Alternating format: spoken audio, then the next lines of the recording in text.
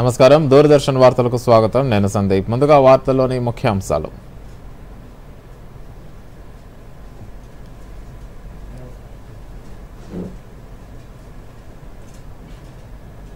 ప్రభుత్వాలను అస్థిరపరుస్తాయని ఆందోళన ప్రతిపాదనలపై సమగ్ర పరిశీలనకు సంయుక్త పార్లమెంటరీ సంఘంకు పంపాలని లోక్సభ నిర్ణయం నేడు ఇండియా కూటమి తరపున నామినేషన్ దాఖలు చేయనున్న జస్టిస్ సుదర్శన్ రెడ్డి హాజరు కానున్న ఖర్గే రాహుల్ గాంధీ ఇండియా కూటమి నేతలు నామినేషన్ కార్యక్రమంలో సీఎం రేవంత్ రెడ్డి పాల్గొనే అవకాశం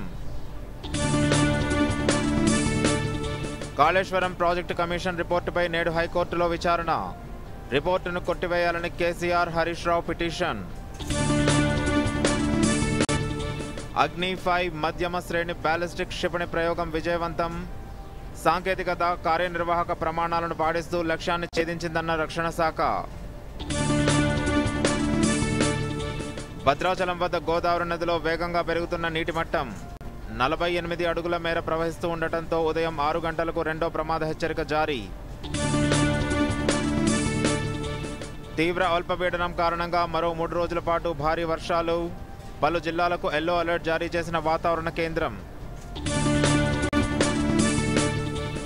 ఆసియా షూటింగ్ ఛాంపియన్షిప్లో అదరగొడుతున్న భారత షూటర్లు పురుషుల స్కిట్ విభాగంలో గోల్డ్ మెడల్ సాధించిన ఆనంద్ జీత్ సింగ్ 10 మీటర్ల air pistol mixed team junior ఈవెంట్లో స్వర్ణం సాధించిన వంశిక యాంటనీ జోడీ ఇక వార్తల్లోని వివరాలు ముఖ్యమంత్రి రేవంత్ రెడ్డి ఇవాళ ఢిల్లీకి వెళ్లనున్నట్లు తెలుస్తోంది ఉపరాష్ట్రపతి ఎన్నికల్లో ఇండియా కూటమి అభ్యర్థి జస్టిస్ సుదర్శన్ రెడ్డి నామినేషన్ దాఖలు కార్యక్రమంలో ఆయన పాల్గొనే అవకాశం ఉంది రేపు కూడా ఢిల్లీలోనే ఉండనున్న సీఎం ఓ ప్రైవేటు కార్యక్రమంలో పాల్గొంటారని తెలుస్తోంది ఈ పర్యటనలో భాగంగా పలువురు కేంద్ర మంత్రులను కూడా ఆయన కలిసే అవకాశం ఉంది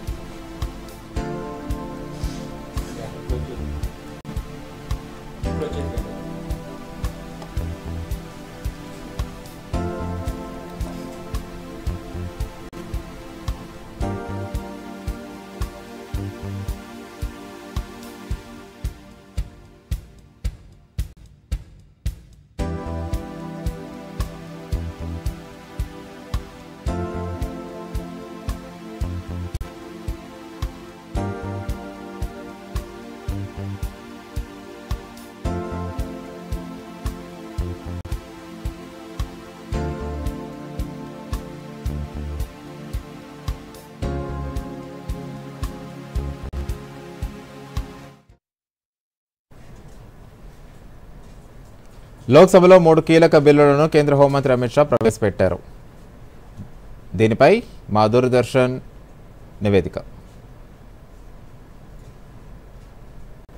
బుధవారం హోంమంత్రి అమిత్ షా లోక్సభలో కీలక బిల్లులను ప్రవేశపెట్టారు ప్రతిపక్షాల నిరసనల మధ్యనే కేంద్రపాలిత ప్రాంతాల సవరణ బిల్లు 130వ రాజ్యాంగ సవరణ బిల్లు అంటే ప్రజాప్రతినిధుల ఉద్వాసన బిల్లు జమ్మూ కశ్మీర్ పునర్వ్యవస్థీకరణ సవరణ బిల్లులను లోక్సభ ముందుకు తీసుకొచ్చారు తీవ్రమైన నేరారోపణలతో అరెస్టై వరుసగా 30 రోజుల పాటు నిర్బంధంలో ఉంటే ప్రధానమంత్రి ముఖ్యమంత్రులు మంత్రులను పదవి నుంచి తొలగించేందుకు వీలు కల్పించే 130వ రాజ్యాంగ సవరణ బిల్లును ప్రవేశపెట్టిన సందర్భంలో సభలో అధికార విపక్షాల మధ్య వాగ్వాదం చోటు చేసుకుంది.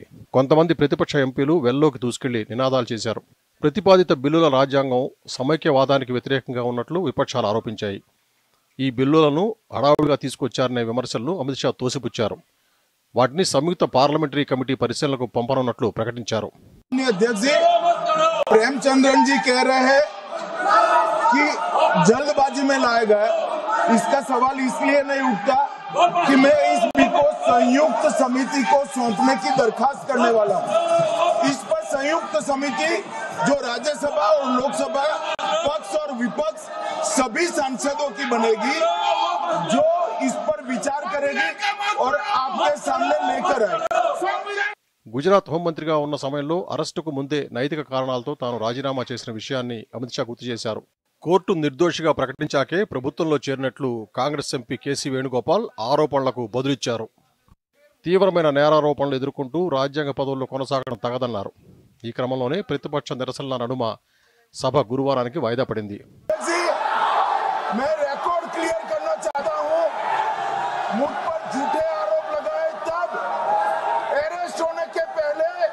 मैंने नैतिकता के मूल्यों का हवाला देकर इस्तीफा भी दिया और जब तक मैं कोर्ट से निर्देश नहीं हुआ कोई संविधान पद मैंने स्वीकार नहीं किया। क्या सिखाते हैं नैतिकता में? मैं तो इस्तीफा देकर गया था। తీవ్రమైన నేరారోపణలతో అరెస్టై వరుసగా 30 రోజుల పాటు నిర్బంధంలో ఉంటే ప్రధానినైనా కేంద్ర మంత్రినైనా పదవి నుంచి తొలగించేందుకు 130వ రాజ్యాంగ సవరణ బిల్లు వీలు కల్పిస్తుంది. తీవ్ర నేరారోపణకు గురై అరెస్ట్ అయినప్పుడు కేంద్ర మంత్రిని, రాష్ట్రాల కేంద్రపాలిత ప్రాంతాల మంత్రులను కూడా పదవి నుంచి తొలగించేందుకు ఈ బిల్లు అనుమతిస్తుంది. కనీసం 5 ఏళ్ల శిక్ష పడే క్రిమినల్ కేసుల్లోనే ఇది వర్తిస్తుంది. అరెస్ట్ అయి నెల రోజు నిర్బంధంలో ఉంటే 31వ రోజున వారిని పదవి నుంచి తొలగించే నిబంధన చేర్చారు. వారంతట వారు రాజీనామా చేయకపోయినా కొత్త నిబంధన ప్రకారం పదవిని కోల్పోతారని బిల్లు తెలియజేస్తోంది. Bureau report, Doordarshan news.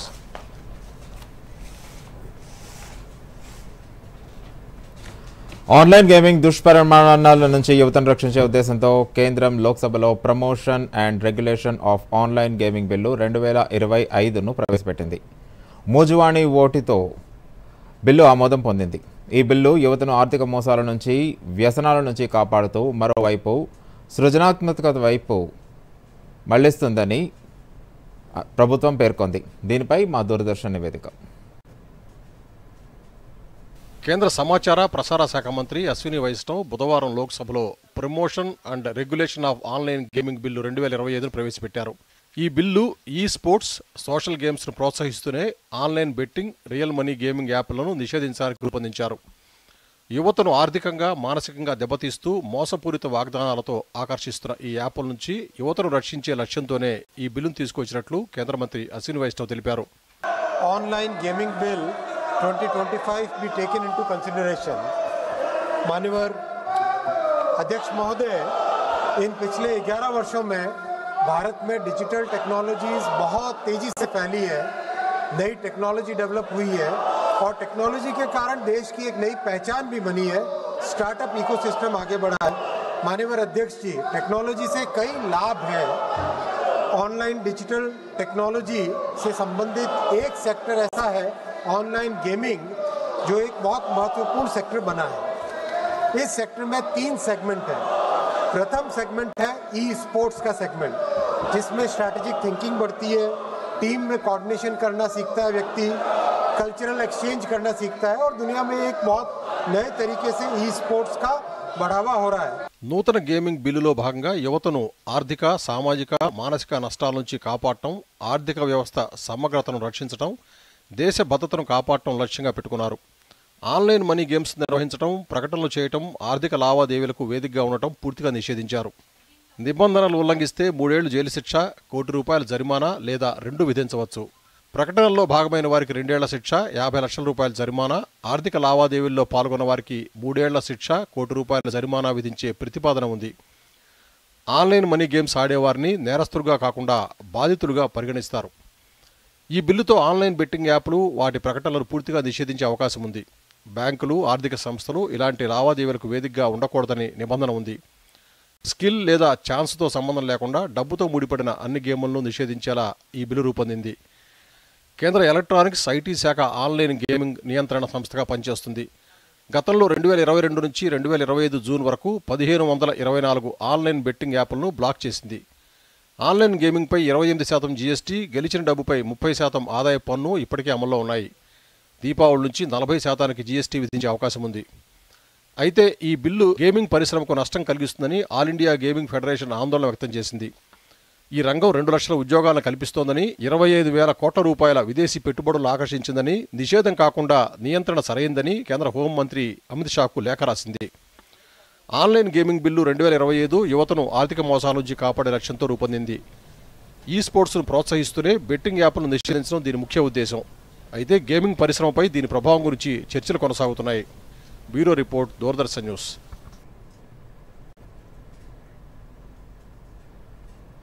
India కూటమి ఉపరాష్ట్రపతి అభ్యర్థిగా నేడు జస్టిస్ సుదర్శన్ రెడ్డి నామినేషన్ దాఖలు చేయనున్నారు. ఈ నామినేషన్ కార్యక్రమంలో కాంగ్రెస్ పార్టీ జాతీయ అధ్యక్షులు మల్లికార్జున్ ఖర్గే, సోనియా గాంధీ, రాహుల్ గాంధీ, ప్రియాంక గాంధీ, తెలంగాణ సీఎం రేవంత్ రెడ్డి, ఎన్సీపీ అధినేత శరద్ పవార్, ఇండియా కూటమి నేతలు పాల్గొననున్నారు. మరోవైపు నామినేషన్లకు నేడు ఆఖరి తేదీ కాగా రేపు నామినేషన్లను పరిశీలించనున్నారు. నామినేషన్ల ఉపసంహరణకు 25వ తేదీని ఆఖరి తేదీగా నిర్ణయించారు. ఇక సెప్టెంబర్ 9న ఉపరాష్ట్రపతి ఎన్నికలు, అదే రోజున ఫలితాలు విడుదల చేయనుంది కేంద్ర ఎన్నికల సంఘం.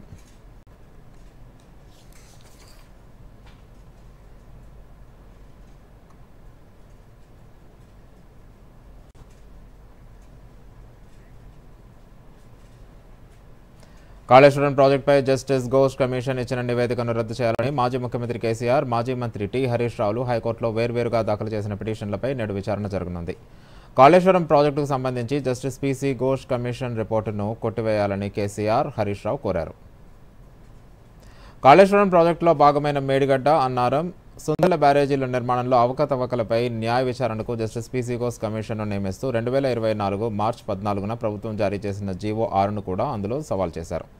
ప్రతివాదులుగా ప్రభుత్వ ప్రధాన కార్యదర్శి, నీటిపారుదల శాఖ ముఖ్య కార్యదర్శి జస్టిస్ ఘోష్ కమిషన్ను పేర్కొన్నారు. ఎలాంటి ఆధారాలు లేకుండా నాటి బీఆర్ఎస్ ప్రభుత్వాన్ని అప్రతిష్టపాలు చేసే రాజకీయ వ్యూహంలో భాగంగా కమిషన్ నియామకం జరిగిందని, నిబంధనలకు విరుద్ధంగా కమిషన్ నివేదిక రూపొందించిందని పిటిషన్లో పేర్కొన్నారు.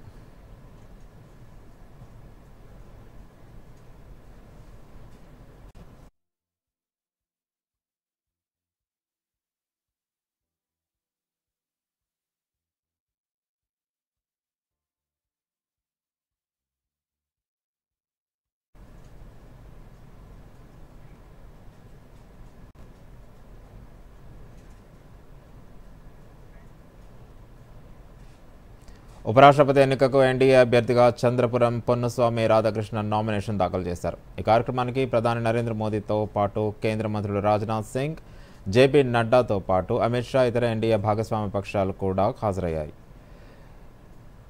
20 సెట్లతో కూడిన నామినేషన్ పత్రాలపై సిపి రాధాకృష్ణన్తో పాటు ఎన్డీఏ పక్ష నేతలు సంతకాలు చేశారు. అనంతరం నామినేషన్ పత్రాలను రాజ్యసభ సెక్రటరీ జనరల్ చంద్రమోదీకి సిపి రాధాకృష్ణన్ అందజేశారు.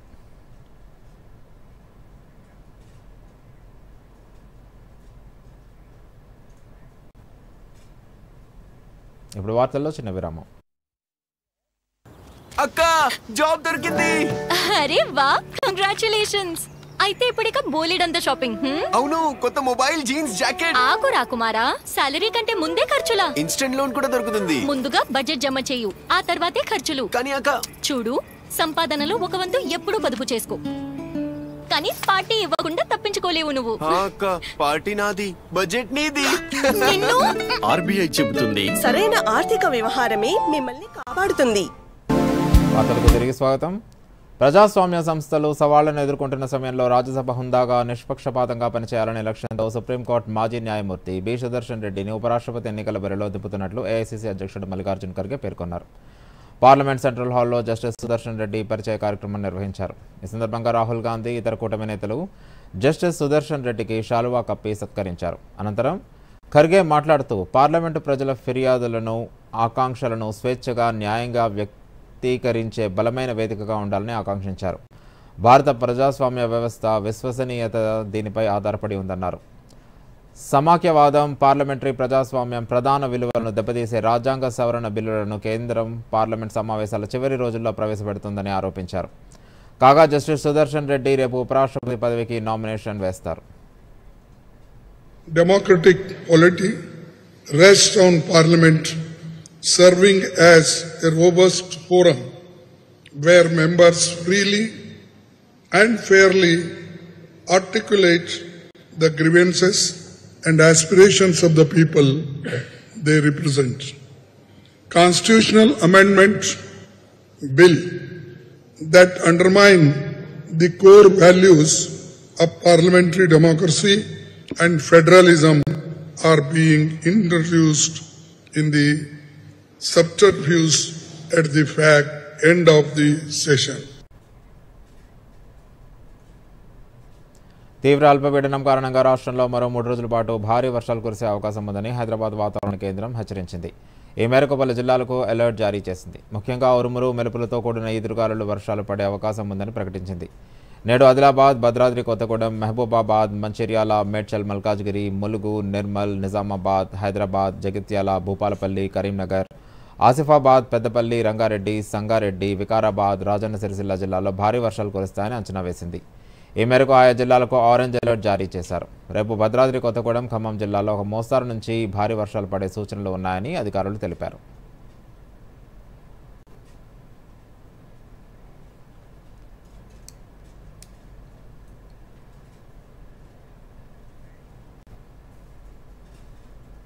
భారీ వర్షాలకు జయశంకర్ భూపాలపల్లి జిల్లా మహదేవ్పూర్ మండలంలో శ్రీ కాళేశ్వర ముక్తేశ్వర స్వామి దేవాలయం దగ్గర గోదావరి నది ఉగ్రరూపం దాల్చింది.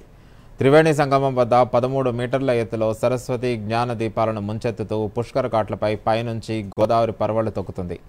మేడిగడ్డ లక్ష్మీ బ్యారేజ్ వద్ద ఇన్ఫ్లో 10,43,000 క్యూసెక్ల వరద రావడంతో 85 గేట్లు ఎత్తి అదే స్థాయిలో దిగువకు నీరు విడుదల చేస్తున్నారు. దీంతో సరస్వతి పుష్కర్ ఘాట్ వద్ద జ్ఞాన దీపాలు వరద నీటిలో పూర్తిగా మునిగాయి. ఈ నేపథ్యంలో కాళేశ్వరం పుష్కర్ ఘాట్ వద్ద మొదటి ప్రమాద హెచ్చరిక జారీ చేశారు. కాళేశ్వరం వద్ద గోదావరి ఉధృతిని జిల్లా కలెక్టర్ రాహుల్ శర్మ, ఎస్పీ కిరణ్ ఖారే అధికారులతో కలిసి పరిశీలించారు. ఈ సందర్భంగా గోదావరి పరివాహక ప్రాంత ప్రజలు అప్రమత్తంగా ఉండాలని మహదేవ్పూర్ మండల తహసీల్దార్ రామారావు సూచించారు.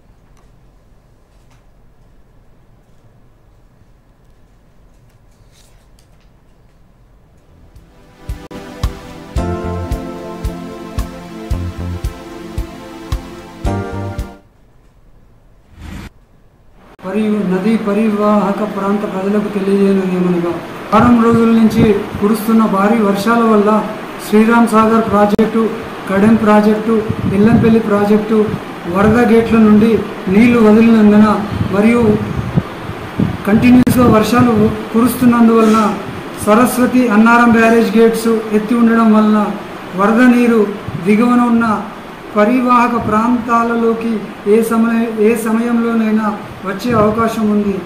కావున చేపలు పట్టేవారు కానీ, పశువులు కానీ, గొర్రెలు కానీ మొదలగునవి వెళ్లకుండా, అలాగే పల్లెకారులు, గొర్రె కాపర్లు మరియు రైతులు వెళ్లకుండా అప్రమత్తంగా ఉండవాలని కోరలేదు. ఇప్పుడు వార్తల్లో చిన్న విరామం.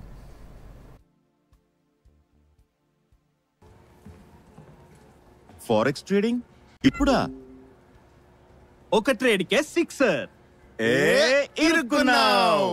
ప్రసిద్ధ్, ముందు సేఫ్టీ, లేకపోతే క్లీన్ బోల్డ్. అనాథరైజ్ ప్లాట్ఫామ్స్ లో ఫారెక్స్ ట్రేడింగ్ అంటే నష్టం, మోసం, ఇంకా చట్టబద్ధ చర్యల భయం. అంటే నష్టాల హ్యాట్రిక్. అందుకే ఆర్బీఐ వెబ్సైట్ కి వెళ్లి ఆథరైజ్డ్ లిస్టింగ్ చూడండి. ఆర్బీఐ అంటోంది, విషయాలు తెలుసుకోండి, జాగరూకంగా ఉండండి. వార్తలకు తిరిగి స్వాగతం. రాష్ట్ర వ్యాప్తంగా విస్తారంగా కురుస్తున్న వర్షాలతో ప్రాజెక్టులన్నీ నిండుకుండలా మారాయి. ఎగువన మహారాష్ట్రలో కురుస్తున్న వర్షాలతో పాటు గోదావరి పరివాహక ప్రాంతాల్లో ఎడతెరిపి లేని వానతో శ్రీరామ్ సాగర్, శ్రీపాద, ఎల్లంపల్లి ప్రాజెక్టులతో పాటు కాళేశ్వరం, త్రివేణి సంగమం, భద్రాచలం వద్ద గోదావరికి వరద గంటకు పెరుగుతోంది. దీంతో అధికారులు ప్రాజెక్టుల గేట్లను ఎత్తి వరద నీటిని దిగువకు విడుదల చేస్తున్నారు. శ్రీరామ్ సాగర్ ప్రాజెక్టులోకి భారీగా వరద నీరు వస్తూ ఉండడంతో 39 గేట్లను ఎత్తి 4 లక్షలకు పైగా క్యూసెక్కుల నీటిని దిగువకు వదులుతున్నారు. ఇన్ఫ్లో 2.75 లక్షల క్యూసెక్కులుగా ఉంది.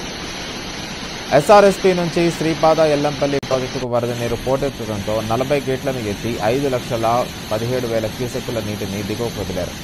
కాళేశ్వరం ప్రాజెక్టులోకి 6,65,170 క్యూసెక్ల నీరు వచ్చి చేరుతూ ఉండగా అదే స్థాయిలో నీటిని దిగువకు విడుదల చేస్తున్నారు. వరద నీటి రాకతో సమ్మక్క సాగర్ బ్యారేజీ జలకళను సంతరించుకుంది.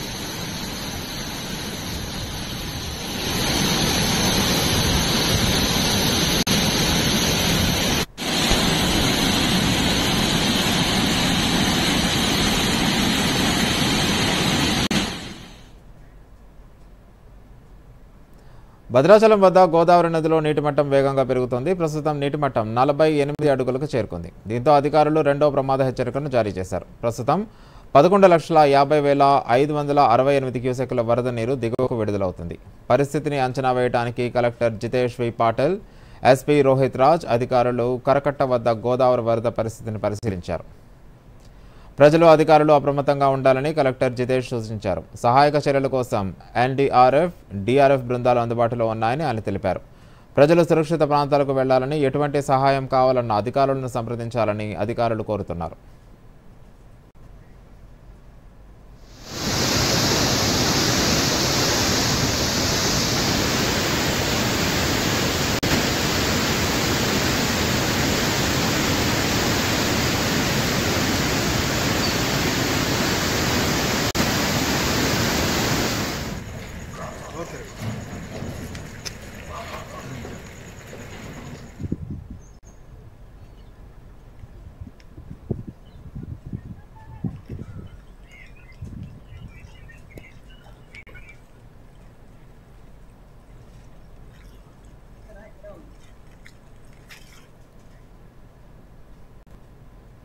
రెండు 2035 నాటికి హైదరాబాద్ ప్రపంచంలోనే అత్యంత ఆకర్షణీయ నగరంగా రూపుదిద్దుకుంటుందని ముఖ్యమంత్రి రేవంత్ రెడ్డి వెల్లడించారు.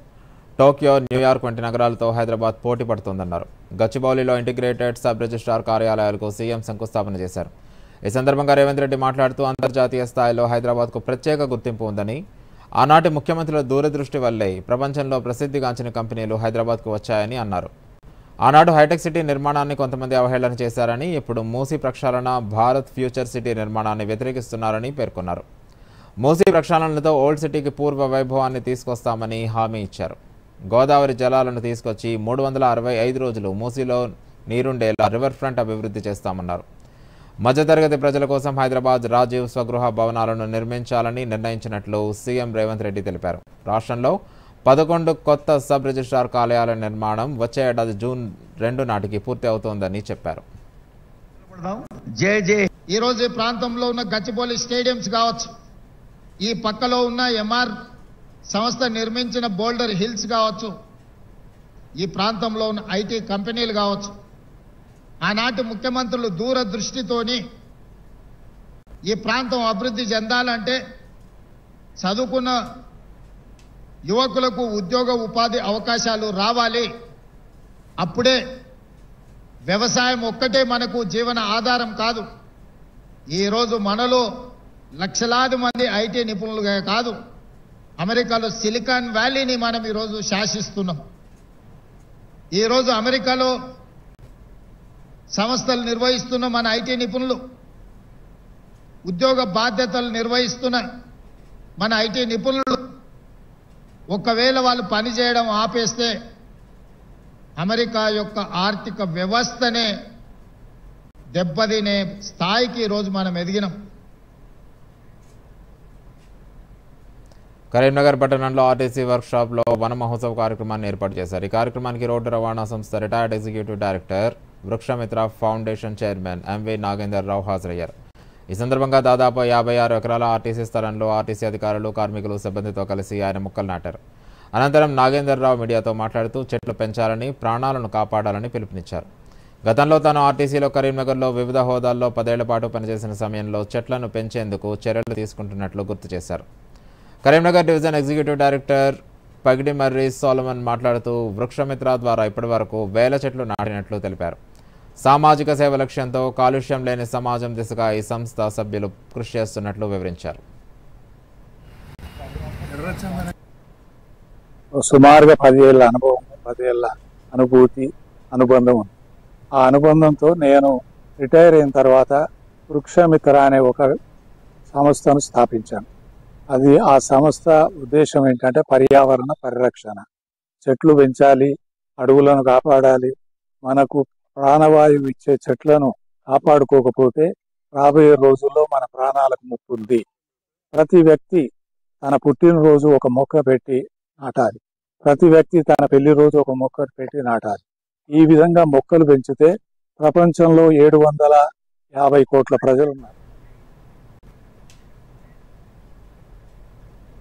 సింగరేణిలో తెలంగాణ బొగ్గుగని కార్మిక సంఘంలో పలువురు సభ్యులు రాజీనామా చేశారు. మొన్నటి వరకు సంఘం గౌరవ అధ్యక్షులుగా ఉన్న ఎమ్మెల్సీ కల్వకుంట్ల కవిత స్థానంలో మాజీ మంత్రి కొప్పుల ఈశ్వర్ను నియమించడంతో సింగరేణి వ్యాప్తంగా ఉన్న జాగృతి కార్యకర్తలందరూ యూనియన్కు రాజీనామా చేశారు. ఈ మేరకు పెద్దపల్లి జిల్లా రామగుండంలో తెలంగాణ జాగృతి సింగరేణి విభాగం రాష్ట్ర అధ్యక్షులు, తెలంగాణ బొగ్గుగని కార్మిక సంఘం కేంద్ర కోశాధికారి వెంకట్ వెల్లడించారు.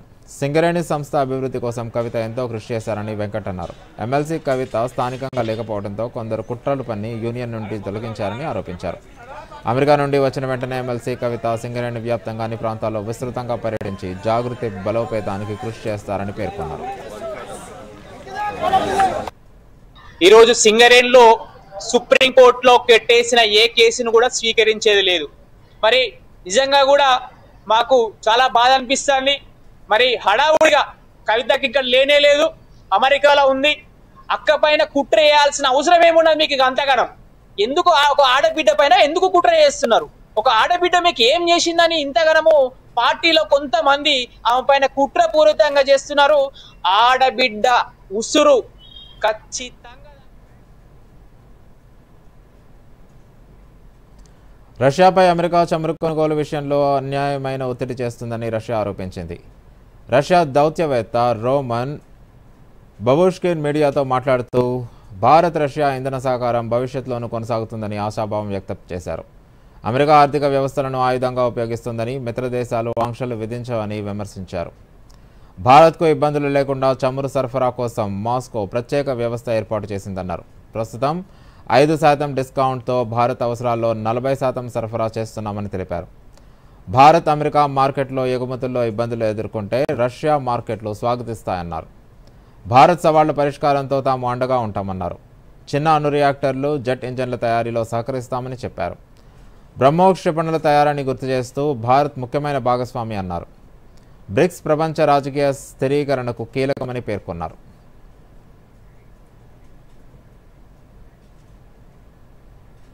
యుక్రెయిన్ గడ్డపైకి తమ సైన్యాన్ని పంపేది లేదని అమెరికా అధ్యక్షుడు డొనాల్డ్ ట్రంప్ స్పష్టం చేశారు. ఈ మేరకు వైట్ హౌస్ ప్రెస్ కార్యదర్శి క్యారోలిన్ లెవిట్ వెల్లడించారు. గగనతలం లేదా ఇతర మార్గాల్లో సాయం అందించే విషయం కాదనలేమని ఆమె తెలిపారు. యుక్రెయిన్కు అమెరికా గగనతల రక్షణ కల్పిస్తుందా అని విలేకరులు ప్రశ్నించగా అందుకు అవకాశం ఉందని క్యారోలిన్ లెవిట్ బదులిచ్చారు.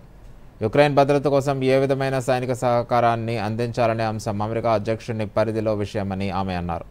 ఖచ్చితంగా చెప్పలేమన్నారు. ఐరోపాలోని మిత్ర దేశాల సమన్వయంతో ఉక్రెయిన్కు తగిన భద్రతను కల్పిస్తామని ఆమె తెలిపారు.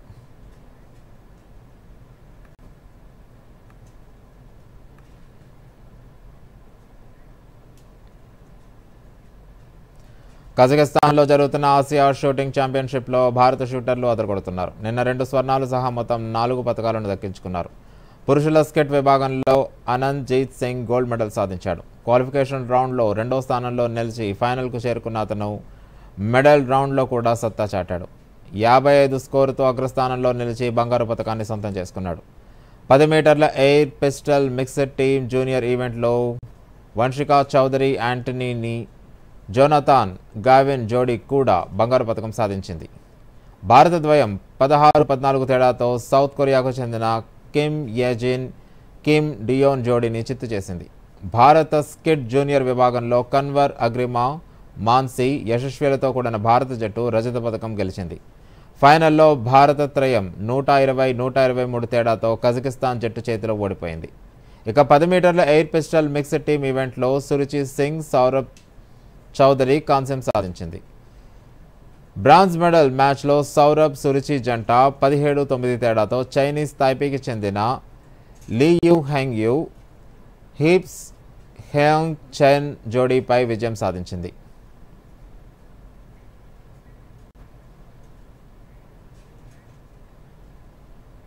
ఇంతటితో ఈ వార్తలు సమాప్తం. నమస్కారం. దూరదర్శన్ యాదగిరి వార్తలను ఇప్పుడు సోషల్ మీడియాలో కూడా చూడొచ్చు. యూట్యూబ్ అయితే డిడి న్యూస్ తెలంగాణ, ఎక్స్ వేదికగా అయితే DD news Telangana @DD Yadagiri news, Facebook అయితే డిడి న్యూస్ తెలంగాణలో చూసి సబ్స్క్రైబ్ చేసి లైక్ చేయండి, షేర్ చేయండి.